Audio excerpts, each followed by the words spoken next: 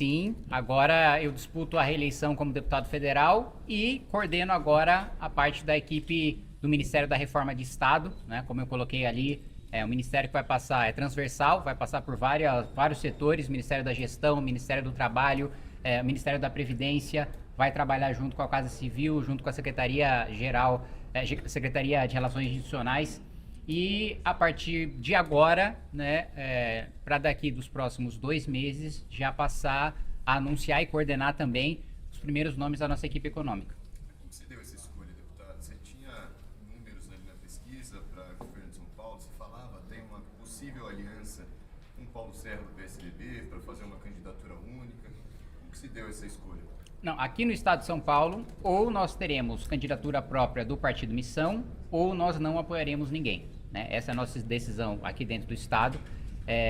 A nossa constatação, eu sei que para a maioria de vocês isso ainda não é plausível, mas para a gente já é uma convicção de que o Renan vai vencer as eleições e da necessidade de ter alguém na esplanada com experiência dentro do Congresso Nacional para ter uma equipe técnica, mas ao mesmo tempo ter uma condução política, para a gente não repetir, por exemplo, havia técnicos que deram credibilidade para o mercado na equipe de Jair Bolsonaro, mas a condução política ali, por exemplo, por parte do Paulo Guedes foi um desastre, né? Então a gente precisa, nós teremos os melhores técnicos junto com a gente, e eu falei lá em cima dos vários nomes que me inspiraram no meu mandato, dos meus mandatos de deputado federal, e que eu estou 100% aberto para escutar cada um deles. Não adianto para vocês, antes que alguém pergunte, não conversei com nenhum deles, não fiz convite para nenhum deles, mas vai ser da fonte deles que eu vou beber, e então nisso que nós baseamos a nossa decisão. Renan aqui, Correio da Manhã aqui, o discurso de vocês hoje foi muito firme, tanto com o PT quanto com a direita. Como que vocês pretendem convencer o eleitorado agora que vocês são uma opção mais qualificada para assumir tanto a presidência quanto aos projetos de vocês? Tendo proposta e não sendo ladrão. Isso já diferencia dos dois muito rapidamente. Haverá uma série de depoimentos novos do senhor Vorcaro e nós não apareceremos nele em nenhuma medida. Então, tendo propostas sérias, a gente tem livro publicado, a gente vai debater no detalhe, na minúcia, todas as propostas para todas as áreas. Isso vai fazer uma diferença, vai fazer um contraste muito grande. A segunda questão, que é a questão da tomada de decisão de voto do eleitor, é a da viabilidade. Pois bem, nós estamos ultrapassando já os governadores, nós estamos em uma tendência de subida, nós estamos ganhando momento em todos os setores da sociedade. Da Faria Lima, tivemos declarações recentes de figuras muito influentes, que eu fico muito feliz em receber apoio deles, até da base da população brasileira. Agora a minha volta do Pará me deixou muito chocado e muito feliz. E esse momento vai se somar também uma constatação óbvia que o Flávio Bolsonaro não tem nenhuma condição de vencer o Lula.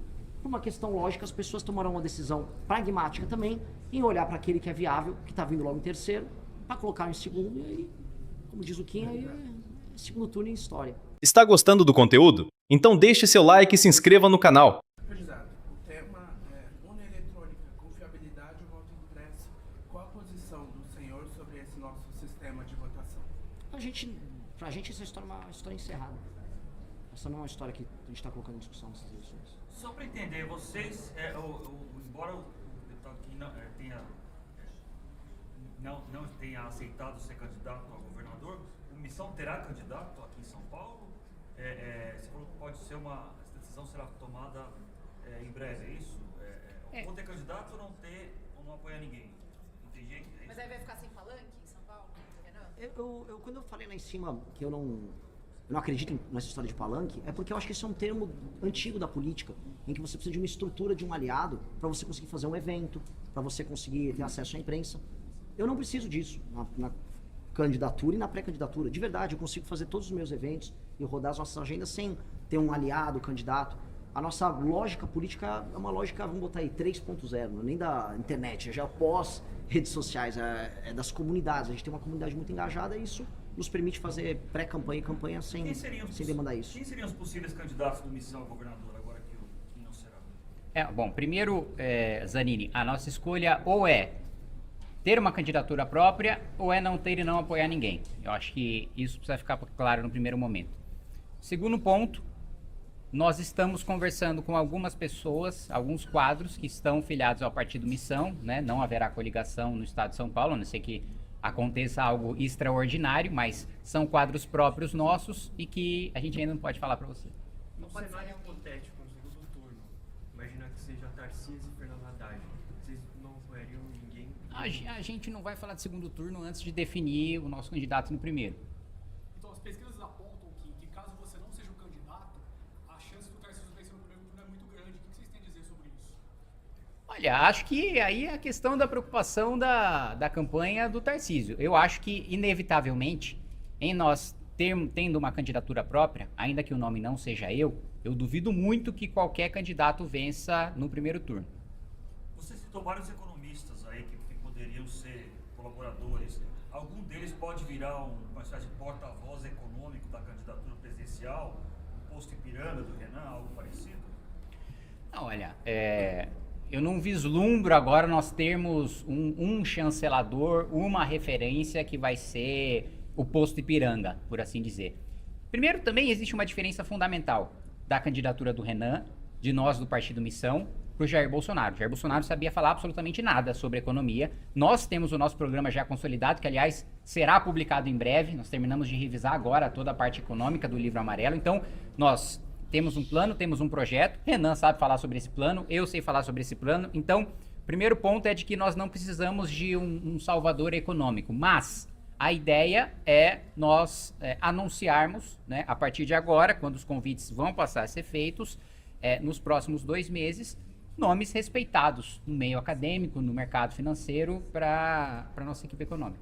Claro, essa decisão e estratégia de vocês com a tentativa de reeleição como deputado, também um cargo no ministério, mas, claro, levando em conta que vocês teriam uma bancada, você seria líder de bancada, participaria de reuniões de lideranças de bancada, e isso também, na visão de vocês, traria mais bons frutos do que uma tentativa de eleição em São Paulo? É que se ele se torna, desculpa te interromper, se ele se torna ministro, ele não pode ser líder de bancada. E, na verdade, a posição dele no Congresso Nacional seria assumida por um suplente. Então, ele teria uma função executiva. E a função dele seria uma função executiva de um super-ministro no governo nosso. Porque uma das questões clássicas é resolver esse vício que ficou no nosso campo político do posto Ipiranga, a ideia de que o presidente é um inepto, e aí ele vai colocando pessoas que vão tocar agendas nos respectivos ministérios.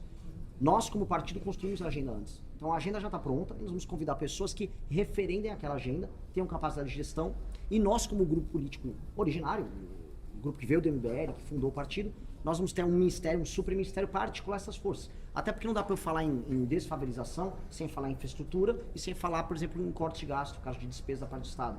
Não vai dar para falar em melhorar a saúde sem falar em inteligência artificial no SUS, em prontuário único. Como é que a gente vai mexer nessa máquina? Tá aqui a bomba que eu tô jogando no colo dele. Mas é uma bomba que já vem com tese, já vem com os estudos, já vem com aquilo que o nosso grupo construiu anteriormente. Já existe esse suplente?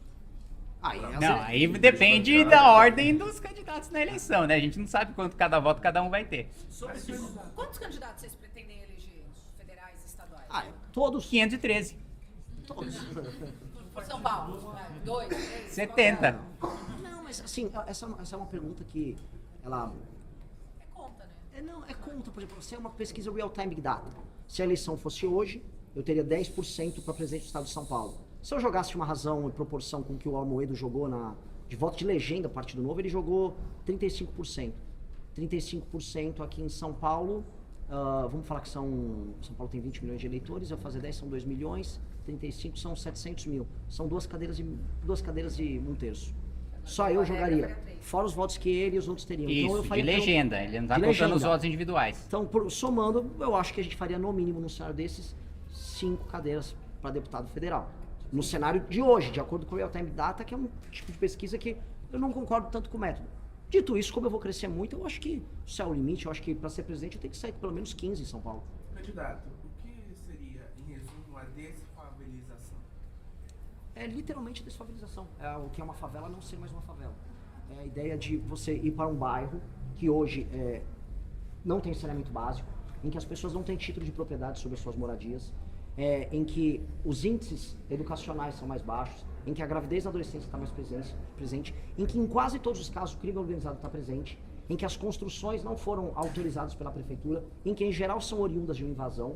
Essas construções serem alvo de uma ação revitalizadora por parte do Estado que transforma aquilo num bairro, com ruas, arborização, com lei e ordem, com tratando aquelas pessoas de maneira digna e com investimentos muito pesados através de uma política de leilão reverso, para que em 10 anos o Brasil não tenha mais favela. que a ideia é criar um marco nacional de desfavelização. Então, quando a gente fala isso, a gente está falando muito em termos literais. É literalmente entender que país que tem favela não é país sério. Um país sério não tem favela. A gente não pode, como um grupo político sério, aceitar que o nosso próprio país seja assim. Só para entender um pouco melhor o que seria esse superministério, seria um ministério que substituiria ministérios como Fazenda, Planejamento, ou seria um outro ministério além desses tradicionais que coordenaria diversas áreas? É um novo ministério que coordenaria diversas áreas, né? Passaria por algumas secretarias da Fazenda, mas eu acho que uma das principais seria a de gestão, né? A da Previdência também, que necessariamente nós teremos de fazer uma reforma, e uma das minhas missões é promover essa reforma em diálogo com o Congresso Nacional. Acho que passaria também pelo trabalho, passaria pelo planejamento e passaria também pela articulação política e por uma coordenação ao estilo que faz a Casa Civil, a Secretaria de Relações Institucionais, ao mesmo tempo de articulação com o Congresso, a ciência da agenda, das principais pautas de todos os ministérios que envolvem reforma de Estado e a aprovação dessa agenda no Congresso. E seria um ministério que operaria direto do Palácio do Planalto. Seria transformar o Palácio do Planalto numa startup. Renan, você colocaria quais condições para uma eventual vitória como presidente para o Congresso? Como que você articularia, como você faria sua governabilidade com o Congresso? Eu soltei um artigo na Valete, que é a nossa publicação, recentemente, faz uns 5 dias, colocando os critérios na mesa. Eu não tenho problema em fazer composição, desde que não seja com pessoas que estiveram, por exemplo, no Jatinho Vorcaro, ou que frequentaram Trancoso recentemente. Não farei composição com alguém que está interessado na famosa porteira fechada. Me dê esse ministério com a porteira fechada. Isso não vai existir no governo nosso.